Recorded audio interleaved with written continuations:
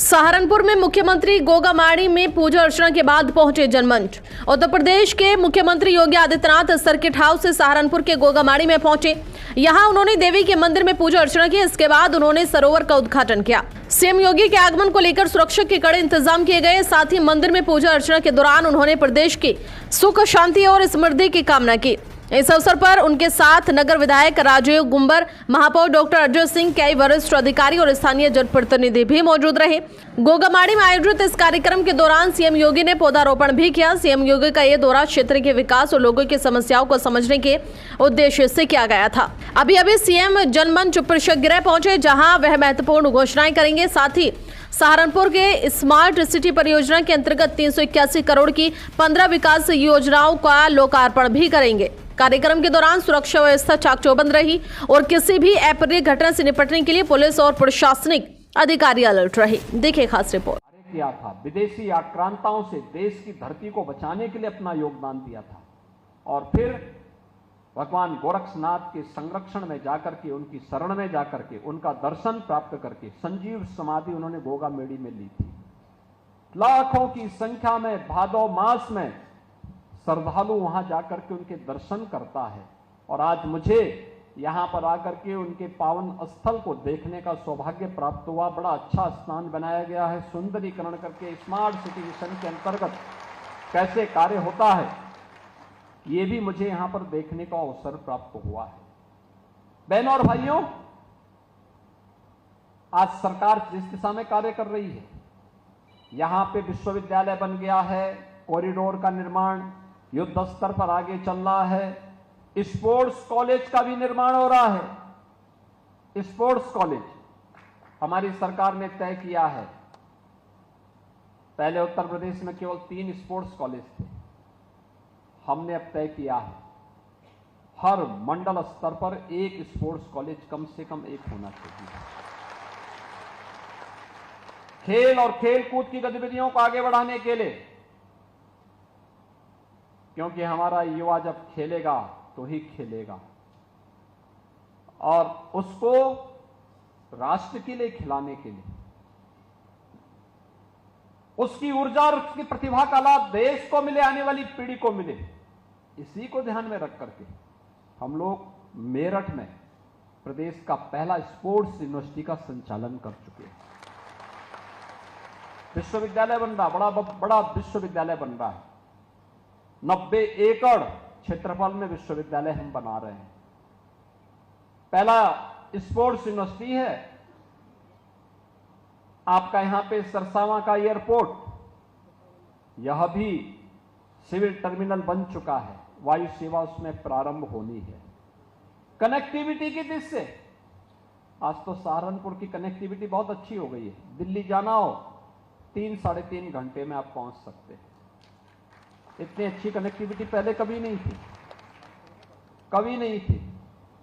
और भी विकास के कार्यों को, जहां बाईपास बनना था, आज पीडब्ल्यूडी, नगर विकास, पर्यटन विभाग, इन सब के वरिष्ठ अधिकारियों को लेकर के हम लोग इन सभी माननीय जनप्रतिनिधियों के साथ इसी बात को लेकर बैठे थे कि विकास में सहारनपुर, मुजफ्फरनगर, शामली पिछड़ने न पाए और इस दृष्टि से जो भी यहाँ की स्कीम है, जो भी यहाँ के प्रस्ताव हैं, उनको प्रायोरिटी के आधार पर आप लीजिए और उन कार्यों को आगे बढ़ाइए। प्रायोरिटी क्या होनी चाहिए। बहनों और भाइयों, इससे पहले विकास के लिए आपको लखनऊ जाना होता था। अब सरकार आपके पास विकास की योजनाओं को लेकर के आ रही है कि हम भी आपको इन विकास की योजनाओं के साथ जोड़ रहे हैं और विकास की इन योजनाओं का लाभ समाज के प्रत्येक तबके को मिले। याद रखना, विरासत के साथ जोड़ने वाला समाज कभी पिछड़ नहीं सकता। अपने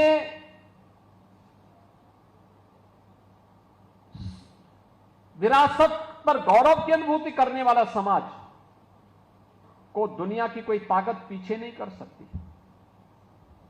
और हमारी सरकार ने इस कार्यक्रम को बड़ी प्रतिबद्धता के साथ आगे बढ़ाने का काम किया। आप याद करिए, 1 डिस्ट्रिक्ट 1 प्रोडक्ट की योजना हो या विश्वकर्मा श्रम सम्मान या पीएम विश्वकर्मा की योजना, इस सरकार की अपने हस्तशिल्पी और कारीगरों को सम्मानित करने की ही योजना है। ये अलग अलग क्षेत्र में जिन लोगों ने अपनी परंपरागत विरासत का संरक्षण किया था, उस कला को, उस कारीगरी को, उस हस्तशिल्पी को, जिसमें सहारनपुर का वुड कार्विंग का काम भी, कितना महीन काम है। अगर पिछली सरकारों ने साजिश करके इस कार्य को और यहां के कारीगरों को हतोत्साहित नहीं किया होता, तो सहारनपुर का फर्नीचर और सहारनपुर का वुड कार्विंग वैश्विक पटल पर वैसे ही छाता जैसे इटली के फर्नीचर छाए हुए हैं।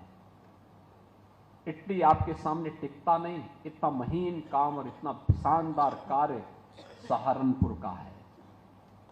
और उस कारीगरी को पिछली सरकारों ने समाप्त किया।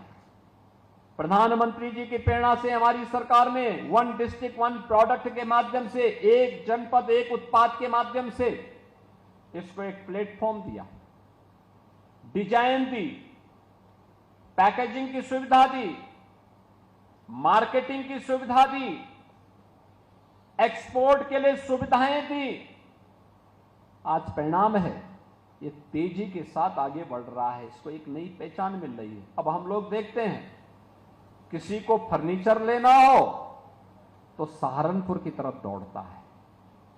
प्रदेश भर में, एनसीआर में अच्छा फर्नीचर कहां मिलेगा? सहारनपुर में मिलेगा।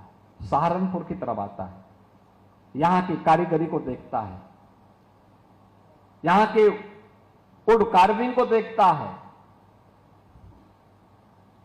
और सहारनपुर को तो हम लोगों ने इस पे आगे बढ़ाने का काम किया, लेकिन साथ साथ खुर्जा में, अलीगढ़ में,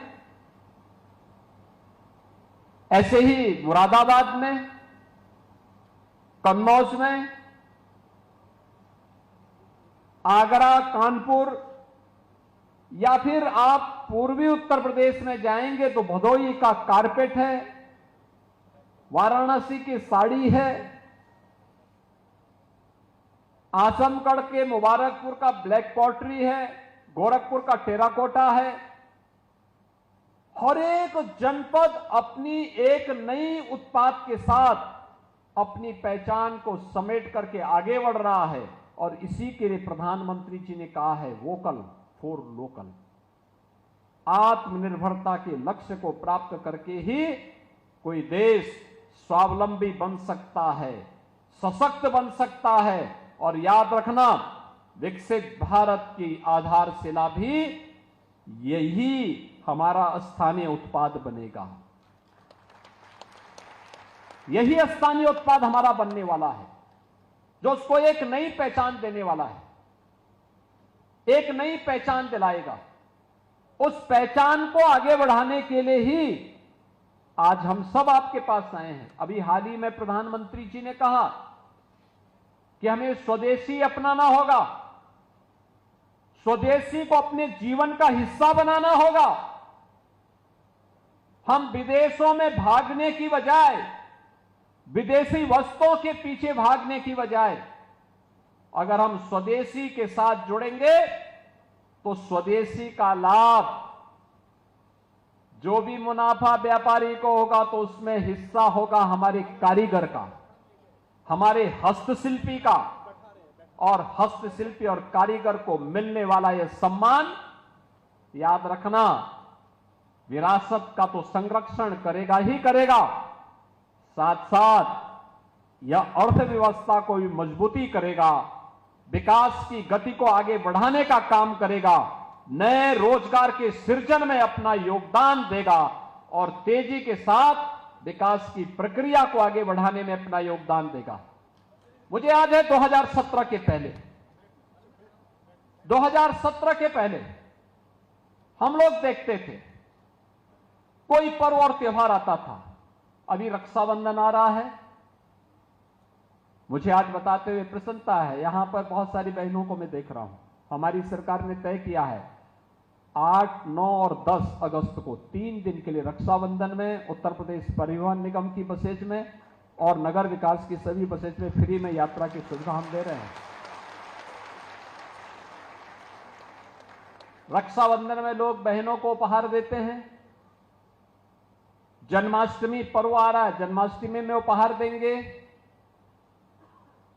इसके उपरांत विजयादशमी, दीपावली आदि पर्व पड़ेंगे, इसमें भी लोग उपहार देते हैं।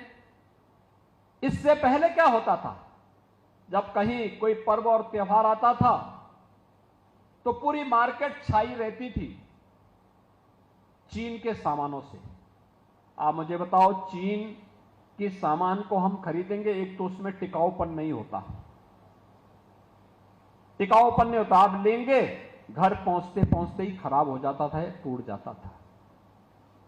दूसरा, उसका मुनाफा जो होता था वो चीन की कंपनियों के पास जाता था और चीन की कंपनियां फिर भारत के अंदर नक्सलवाद और आतंकवाद को भड़काने में उस पैसे का इस्तेमाल करती थी, दुरुपयोग करती थी। विदेशों में